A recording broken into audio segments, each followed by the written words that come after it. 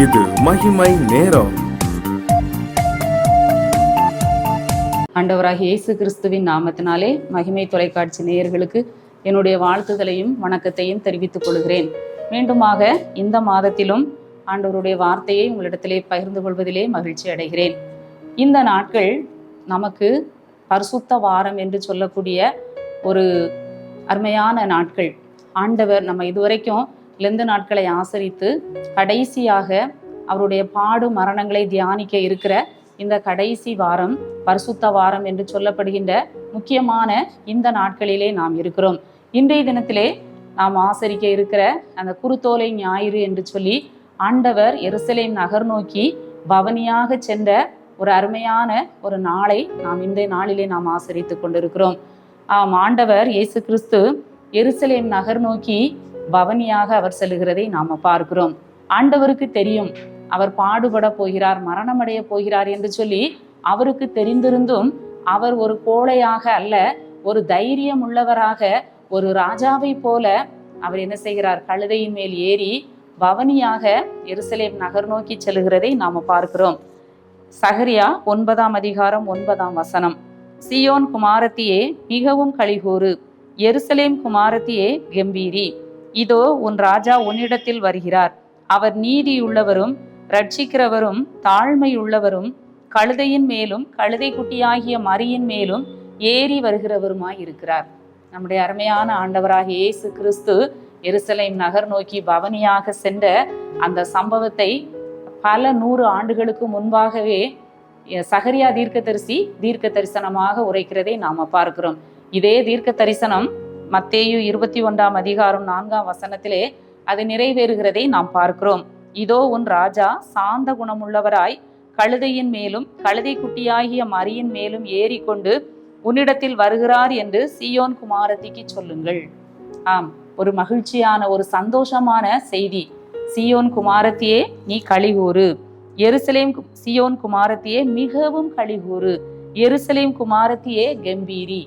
ஏன் சியோன் குமாரத்தி எருசலேம் குமாரத்தியை குறித்து சொல்லப்பட்டிருக்கிறது என்று நம்ம பார்க்கிற பொழுது, அந்த சியோன் குமாரத்தி அந்த பெண்களுக்கு ஒரு தனி ஒரு மகிமை கொடுக்கப்பட்டிருக்கிறது. ஒருவேளை இந்த நாட்களிலே அநேகர் என்ன செய்யலாம்? கலங்கி போய் இருக்கலாம், துக்கப்பட்டு கொண்டு இருக்கலாம். அநேக உலகத்திலே நடக்கிற காரியங்கள், குடும்பத்திலே நடக்கிற சம்பவங்கள் எல்லாம் பார்க்கும் பொழுது கலங்கி துக்கப்பட்டு கொண்டு இருக்கலாம். அநேகர் தனிமையிலே வாடி கொண்டிருக்கலாம். என்னை விசாரிப்பதற்கு யார் இருக்கிறார்கள், எனக்கென்று யார் இருக்கிறார்கள் என்று சொல்லி அநேகர் புலம்பிக் கொண்டிருக்கலாம். இந்த அருமையான நாளிலே ஆண்டவர் நமக்கு கொடுக்கிற ஒரு உற்சாகம் ஊட்டுகிற, நம்பிக்கை ஊட்டுகிற வார்த்தை என்ன?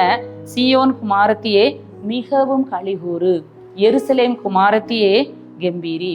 ஏன்? இதோ உன் ராஜா உன்னிடத்தில் வருகிறார், இதோ உன் ராஜா உன்னிடத்தில் வருகிறார். ஒரு ராஜா, ஒரு பெரிய ராஜா ஒரு சாதாரண ஒரு மனிதரை தேடி, ஒரு பெண்ணை தேடி வருகிறார் என்று சொன்னால் எவ்வளவு ஒரு ஆச்சரியப்படத்தக்க, ஒரு சந்தோஷப்படத்தக்க காரியம். ராஜாதி ராஜா உன்னிடத்தில் வருகிறார் என்று சொல்லி இந்த வசனத்திலே நாம பார்க்கிறோம். பழைய ஏற்பாட்டிலே நம்ம பார்க்கிற பொழுது ராஜா என்கிற அந்த வார்த்தையை நம்ம பார்க்கிற பொழுது, எப்பொழுது இந்த ராஜா அந்த இஸ்ரவேல் ஜனங்களுக்கு ஒரு ராஜா ஏற்படுத்தப்பட்டார் என்று சொல்லி பார்க்கிற பொழுது 1 சாமுவேல்ல நம்ம பார்க்கிறோம். 8ஆம் அதிகாரம் 5ஆம் வசனத்திலே அந்த இஸ்ரவேலின் மூப்பர்கள் எல்லாம் சாமுவேல் தீர்க்கதரிசியினிடத்திலே போய் சொல்லுகிறார்கள். என்ன சொல்லுகிறார்கள்? எங்களுக்கு ஒரு ராஜா வேண்டும் என்று சொல்லி அங்கே சொல்லுகிறதை நாம பார்க்கிறோம். சகல ஜனங்களையும் போல எங்களுக்கும் ஒரு ராஜா வேண்டும். புறஜாதிகளுக்கெல்லாம் அங்கே ராஜா இருக்கிறார்கள். அந்த ராஜா அவர்களுடைய யுத்தங்களை எல்லாம் அந்த ராஜா நடத்துகிறார். அந்த ராஜா முன்பாக சென்று ஜனங்களுக்கு முன்பாக போய் எதிரிகளோடு அந்த ராஜா யுத்தம் பண்ணுகிறார். இதுல நம்ம பார்க்கிறோம், எங்களை நியாயம் விசாரிக்கிறதற்கு ஒரு ராஜாவை ஏற்படுத்த வேண்டும் என்று சொல்லி இஸ்ரவேலின் மூப்பர்கள் எல்லாம் சாமுவேல் தீர்க்கதரிசியின் இடத்துல போய் சொல்லுகிறார்கள். சாமுவேல் தீர்க்கதரிசிக்கு அது ரொம்ப கஷ்டமாக இருக்கிறது அந்த வார்த்தையை கேட்கிற பொழுது. அப்பொழுது உங்களை ஆளக்கூடிய ராஜாவின் காரியம் என்ன என்று சொல்லி நம்ம அந்த அதிகாரத்திலே வாசிக்கிறோம். அந்த ராஜா எப்படிப்பட்டவராக இருப்பார்? அவர் உங்கள் குமாரத்திகளை எல்லாம் தனக்கு அடிமையாக வைத்துக் கொள்வார். உங்களுடைய விளைச்சலிலே நல்ல சிறப்பானதை அவர் தனக்கு எடுத்துக்கொள்வார். இப்படி நிறைய அந்த ராஜா இப்படி இருப்பார் அப்படிலாம் சொல்லுதாங்க. சொன்ன பிறகு அவங்க என்ன சொல்றாங்க? அப்படி அல்ல, எங்களுக்கும் ஒரு ராஜா வேண்டும், இருக்கத்தான் வேண்டும். சகல ஜாதிகளையும் போல நாங்கள் இருப்போம். எங்கள் ராஜா நியாயம் விசாரித்து எங்களுக்கு முன்பாக புறப்பட்டு எங்கள் யுத்தங்களை நடத்த வேண்டும். அவங்களுடைய எதிர்பார்ப்பு என்ன? எங்களுக்கும் ஒரு ராஜா வேண்டும், எங்கள் ராஜா எங்களுக்கு முன்பாக போக வேண்டும், எங்கள் ராஜா எங்கள் யுத்தங்களை நடத்த வேண்டும். இப்படி ஜனங்களுக்கு ஒரு பெரிய ஆசை. அதற்காகத்தான் அந்த சவுல் ராஜா முதலாக தேர்ந்தெடுக்கப்பட்டார். ஆனால் அந்த ராஜாவை நம்ம பின்னால நம்ம வாசிக்கிறோம், அறிந்திருக்கிறோம். அந்த ராஜா கடைசியாக அவர் விழுந்து போனார். ஆண்டவருக்கு பிரியமில்லாத காரியங்களை செய்து அந்த ராஜா விழுந்து போனதை நாம பார்க்கிறோம். ஆனால் நாமே இங்கு பார்க்கிற நம்முடைய ராஜா அப்படிப்பட்டவர் அல்ல.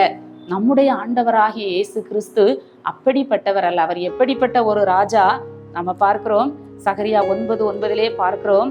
அவர் ரட்சிக்கிறவர். நம்முடைய ராஜா நம்மை ரட்சிக்கிறவர், நம்மை ஆளுகிறவர், நமக்கு நீதி செய்கிறவர், நமக்கு நியாயம் செய்கிறவர். அதனால சீயோன் குமாரத்தியே நீ மிகவும் களிகூறு, எருசலேம் குமாரத்தியே நீ கெம்பீரி.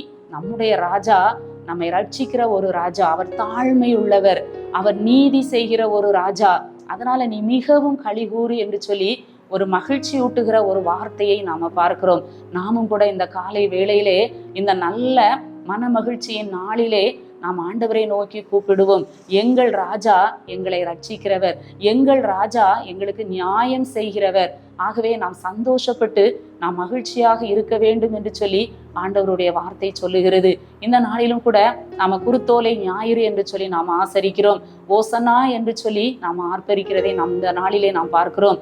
ஓசனா என்று சொல்லும்போது இன்றே எங்களை ரட்சியும், இன்றே எங்களை ரட்சியும் என்று சொல்லி ஜனங்கள் அன்று ஆர்ப்பரித்தது போல ஒரு நாமும் கூட இந்த நாளிலே மகிழ்ச்சியோடு உற்சாகத்தோடு நமக்கு கொடுக்கப்பட்ட ஆராதனைகளிலே நமக்கு கொடுக்கப்பட்ட அந்த பவனிலே நாம் கலந்து கொண்டு கர்த்தருடைய நாமத்தை நாம் மகிமைப்படுத்தும் போது, ஓசனா என்று சொல்லி அவரை நாம் ஆர்ப்பரிக்கிற பொழுது, அதன் கருத்தை உணர்ந்து, அந்த வார்த்தையின் அர்த்தத்தை உணர்ந்து நம்ம பாடுகிற பொழுது நிச்சயமாக கர்த்தர் நம்மை ரட்சிக்கிற தேவனாக இருக்கிறார். நாம கலங்க வேண்டிய அவசியம் இல்லை, பயப்பட வேண்டிய அவசியம் இல்லை, சூழ்நிலைகளை பார்க்க வேண்டிய அவசியம் இல்லை. நமக்கு ஒரு ராஜா இருக்கிறார். மீகா தீர்க்க தரிசன புஸ்தகத்திலே நம்ம வாசிக்கிறோம். அவர்கள் ராஜா அவர்களுக்கு முன்பாக நடந்து போவார், அவர்கள் ராஜா அவர்களுக்கு முன்பாக நடந்து போவார் என்று சொல்லி நாம வாசிக்கிறோம். தடைகளை நீக்கி போடுகிறவர் அவர்களுக்கு முன்பாக நடந்து போகிறார்.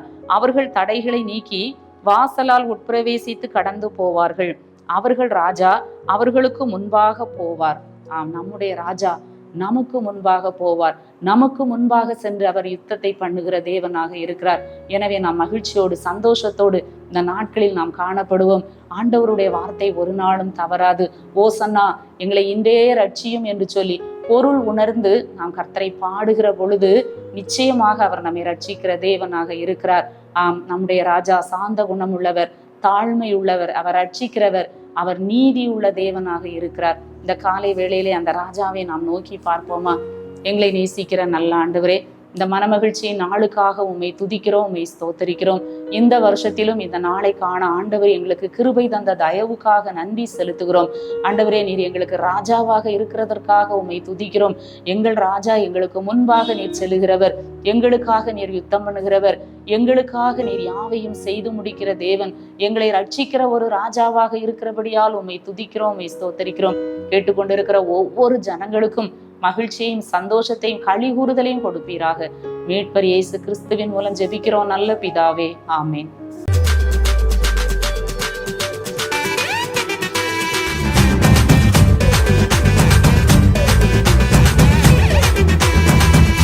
மகிமை மகிமை